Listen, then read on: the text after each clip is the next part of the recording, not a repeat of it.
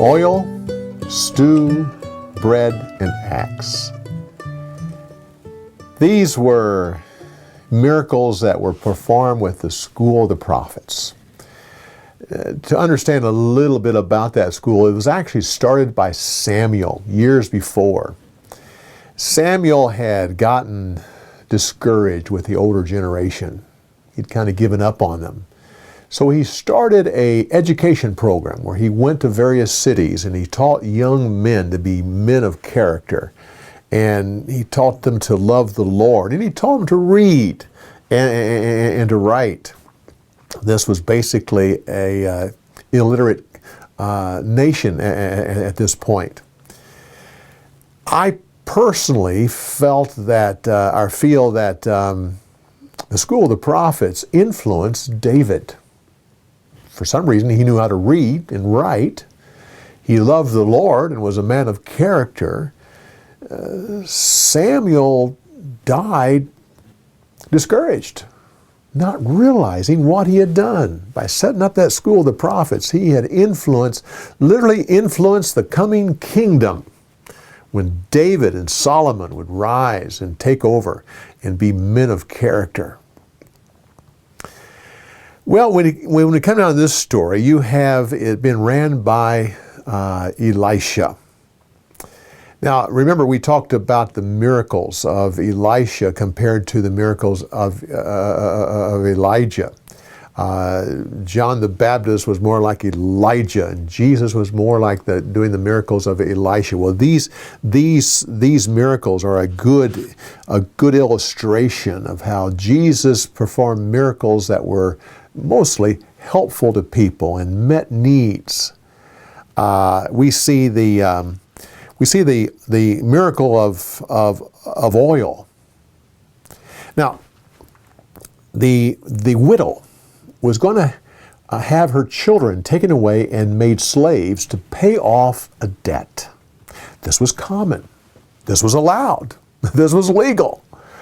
The children would be taken away and made slaves. Now, you might think that's awful, but if you do, you're missing her biggest concern. Her concern was not how awful it was going to be for her children, because in most cases it wasn't. Slaves were cared for. They had their needs taken care of. They had employment. They were generally treated well. It was according to Israeli law that they were to treat slaves well, and right down to the Romans. The Romans treated their slaves well as well. Slaves became teachers, accountants, attorneys, doctors. Many of the slaves owned slaves.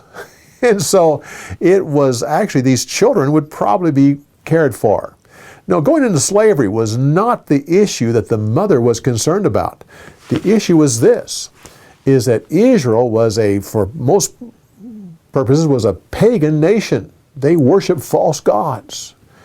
By these children going into slavery, they would be taken care of, but they would lack her education.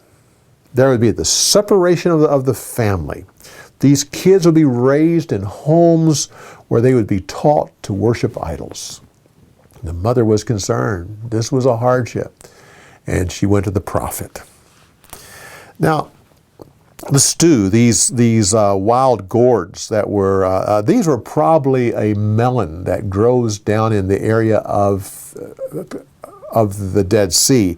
Interesting about that is the fact these melons have a very pleasant smell, and so you could see where the man that was gathering these would mistakenly think this would be good to eat.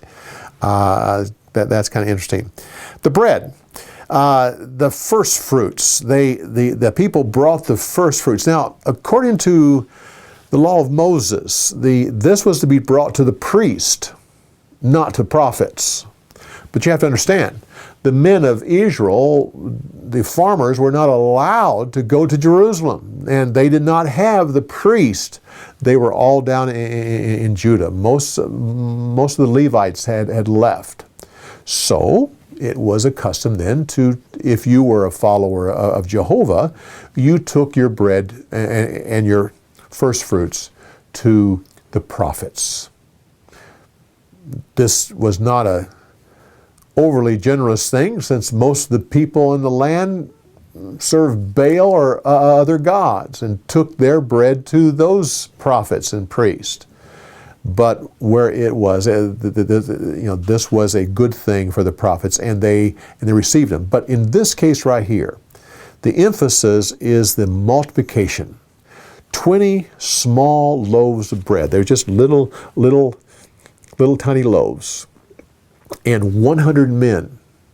I want you to notice, Elisha doesn't take credit for this miracle.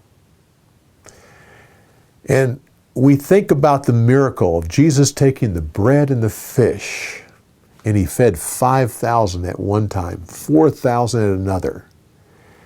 I would like to think that it was the Lord here that was, this was feeding these 100 men with the bread, because Elisha says, the Lord says there will be enough for everybody and there will be some left over. This doesn't indicate in any way directly that this was an Old Testament appearance of Jesus, but I like to think that it is. Well, come back next week. We continue on with more story insights on the Story of the Week. We'll see you next week.